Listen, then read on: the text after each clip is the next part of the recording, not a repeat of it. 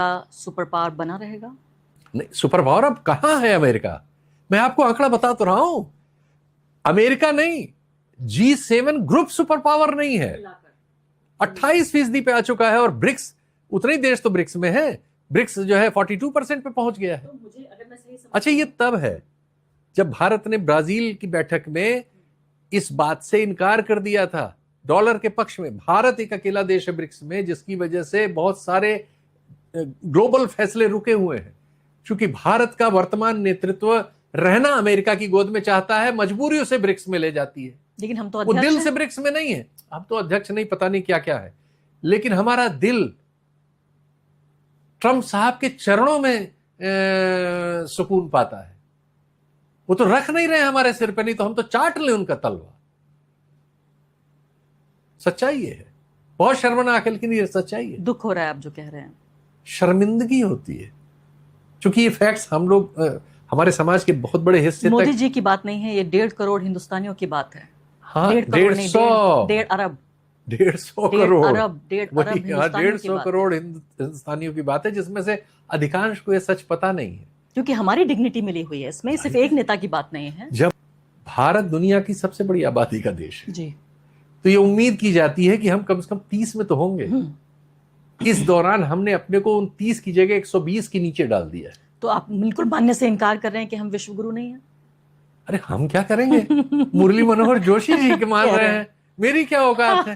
मार्गदर्शक मंडल ने कहा है, ये बीजेपी के संघ के मार्गदर्शक मंडल के बोल सकने वाले सबसे उम्रदराज व्यक्तित्व ने, जो पार्टी के अध्यक्ष भी रहे हैं, बहुत बड़े नेता हैं, केंद्रीय मंत्री रहे हैं, उन्होंने कहा है, मेरी क्या औकात है? तो फिर हमें जेल नहीं भेजा जाएगा ये कहने के लिए कि भारत विश्व गुरु नहीं है? जेल तो आपको किसी भी बात पे भेजा जा सकता है, उससे बचने की कोशिश न करिए। कि भारत ये पूरी कोशिश कर रहा है अपने अतीत के रिश्तों को भी दांव पे लगा के, अपनी अर्थव्यवस्था को भी एक हद तक रिस्क में डाल के, अपनी आबादी को भी रिस्क में डाल के, कि उसके रिश्ते अमेरिका से बहुत अच्छे हो जाएं, और अमेरिका में भी रिपब्लिकन से ट्रंप के नेतृत्व में बहुत अच्छे। लेकिन क्यों? क्या भारत में, मान लेते हैं मोदी जी को पता नहीं है, तो हमारे यहाँ इकोनॉमिक एक्सपर्ट नहीं है, हमारे यहाँ पॉलिटिकल एक्सपर्ट नहीं है, हमारे यहाँ पूरा जो IAS IFS जो तमाम लोग हैं जिनको दशकों का ब्यूरोक्रेसी का तजुर्बा है, जो जवाहरलाल नेहरू ने इतनी मजबूत जो ब्यूरोक्रेसी का हमारा पूरा एक सेक्शन बनाया, उन सबको ये पता नहीं है कि जो सत्ता का संतुलन है वो बदल चुका है और हमें अब जो है वो ग्लोबल साउथ में शिफ्ट होना है? नहीं, क्या आप यकीन करती हैं कि हमारे लोग किसी की सुनते हैं? किसी की हिम्मत है कि उनके सामने इस तरह की कोई राय, उनकी राय के विपरीत लेके साथ में बैठ के या टाइम लेके उनसे कह सकता है? संभव है ऐसा इस दौर में? सिर्फ चाटुकार रहेंगे उनके इर्द गिर्द?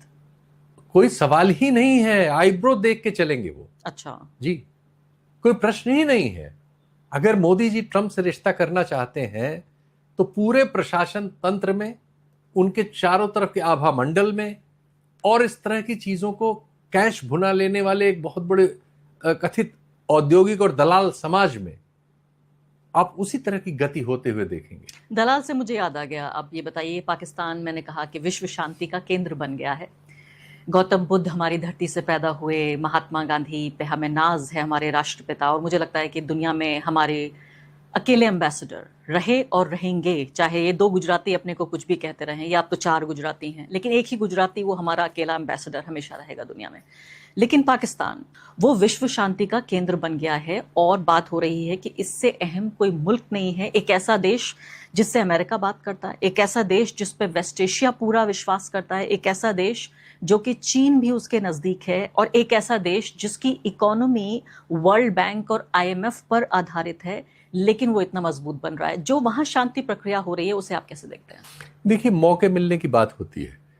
पाकिस्तान को ये मौका मिला, उसने अपने को साबित कर लिया। मौका हमारे पास भी था, लेकिन हमने वो साबित नहीं किया। अगर एक पलड़े पर आज भी रूस, चीन और भारत खड़े हो जाएं, इस तरह के मामलों में, आर्थिक मामलों में एक विचार कर लें, सामरिक मामलों में एक विचार कर लें, कल ये लोग ईरान की जंग को रोक सकते हैं। ये 3 अगर एक लाइन में हो, आज 2/3 दुनिया उस लाइन पे आ जाएगी। सिर्फ इस फैक्ट को भारत ने रोक रखा है। यह मैं बहुत जिम्मेदारी से कह रहा हूं। यह चीज सिर्फ और सिर्फ भारत ने रोक रखी है और मैंने नहीं। ये ब्राजीलियन कई प्रोफेसर और एक जमाने में उनके सीनियर लीडर कह चुके हैं कि ब्रिक्स में, वो तो ये कह चुके हैं कि ब्रिक्स में भारत जो है यूएस का स्पाई है। यस, हमारी ये इमेज है। और इससे क्या, पाकिस्तान तो ऑलरेडी चीन का सारा इन्वेस्टमेंट है पाकिस्तान में। चीन से बड़ा, आज ईरान में चीन से बड़ा लीवरेज कोई है? पाकिस्तान को ईरान को राजी करने में चीन के पास जाना पड़ा। पाकिस्तान से ईरान राजी नहीं हुआ। उसने कहा गारंटीज हमें चीन से चाहिए, तो पाकिस्तानी चीन गए। बातचीत कहीं भी हो सकती है, इस्लामाबाद अरे में बात तो ठीक है, हाँ। पाकिस्तान उस चीज को यूज कर रहा है, करना चाहिए, उसको मौका मिला है। आपको मालूम है कराची में पिछले 1 महीने में इतना बिजनेस हुआ है, पोर्ट का बिजनेस, जो उनका पूरे साल का होता है। पूरे साल में कराची में जितनी माल ढुलाई होती है, जितना माल उतरता है, भाई भारत से रिश्ता बचा नहीं है। गल्फ में सब जगह गोली चल रही है। ये जो चोरी वोरी का तेल वेल जाना कहीं हो सकता है, तो ग्वादर और कराची और एक और तीसरा, उनके पास 3 पोर्ट हैं उधर, तीनों बिजी हैं इस समय। तो पोर्ट पे बिजनेस हो रहा है, दूसरे अमेरिका से पैसा मिल रहा है, सऊदी अरब से मिल रहा है, कतर देना चाह रहा है, दुबई के अलावा। हाँ। दुबई चूंकि इजराइल वाले नेक्सस में आ गया था और इसीलिए हमारे साथ वो था, और जो पीटा जा रहा है इसकी वजह से और नुकसान में जाएगा, तो वैसे ही जैसे उसने ब्लाइंड खेला है वैसे ही ब्लाइंड हमने खेला। और मिलिट्री सर्विसेज बेच रहा है पूरी दुनिया को, वेस्ट एशिया को, क्योंकि अब अमेरिका के। शीतल जी, गलती कहाँ हुई, जिसको अंग्रेजी में कहते हैं ओरिजिनल सिन? जो सबसे बड़ा गुनाह था, क्या वो ये था कि 2 महीने पहले नरेंद्र मोदी जी जब इजराइल गए और इजराइल जाके उन्होंने कहा कि मैं आपके लिए 150 करोड़ लोगों का आशीर्वाद लाया हूँ, उनका सलाम लाया हूँ, आप तो फादरलैंड हैं, मैं मदरलैंड हूँ, और सबसे करीबी मैं दोस्त हूँ आपका इजराइल का। वहाँ पे फिर उनको बहुत बेहतरीन शानदार एक मेडल पहनाया गया। वो तमाम चीज़ें हुई और कुछ घंटों बाद जंग शुरू हो गई। देखिए, दुनिया में कभी भी कोई नकारात्मकता से आगे नहीं बढ़ता, नफरत से भी नहीं बढ़ता, झूठ से भी नहीं बढ़ता। ये सब औजार हैं, लेकिन ये अगर आपकी बेसिक पॉलिसी इस पे आ जाए तो फिर संभव नहीं है। 2014 मई में हमारे साथ वही हुआ। हमें एक झूठ के बहुत बड़े प्रचार ने इस देश के जनमानस को मूर्ख बनाया। ईरान हमें अपना तेल छूट के साथ 5 दिन में आ जाता है, वहां से खुद अपने जहाज पे लाद के, बिना जहाज का किराया लिए, बिना इंश्योरेंस लिए हमारे पोर्ट पे पहुंचाता था। और रुपए में ये कारोबार होता था। रुपया हमारे बैंक में, यूको बैंक में रखा जाता था। 50-60 हजार करोड़ ईरान का हमारे बैंक में पड़ा रहता था, और उससे ज्यादातर इंपोर्ट जो करता था भारत से खरीदता था। एक तरफा भारत। अब ये तो सोचिए, भारत के फायदे का इससे बड़ा क्या हो सकता है? इसको छोड़ के, इसको कैंसिल करके हम खुले बाजार में गए, जहां हमें कम से कम $10-12 पर बैरल ज्यादा पैसा देना पड़ा। वो जो हमारी सप्लाई सुरक्षा थी 5 दिन में आने की, वो खत्म हुई। भाड़ा ज्यादा देना पड़ा। और इस सब से हमने क्या किया? सिर्फ अमेरिका को खुश करने के लिए। चीन ने नहीं किया तो चीन मिट गया क्या? उसी समय वो तो सबके लिए आया था। तो ये एस्टेब्लिशमेंट में क्या प्रो अमेरिका लोग बैठे हुए हैं जो मोदी जी को ये समझा रहे हैं कि वही ultimate God? Modi ji pro America है, आरएसएस प्रो अमेरिका है, दक्षिण पंथ प्रो अमेरिका है। कोई नहीं बैठा हुआ है। मैंने आपको बताया, इनमें से तो कोई है ही नहीं जो कुछ वहां कह सकता है। उन सबको प्रो अमेरिका होना पड़ा है। भले ही ट्रंप का भी लेटेस्ट आ गया है कि उन्होंने चीन और भारत को नरक कहा है।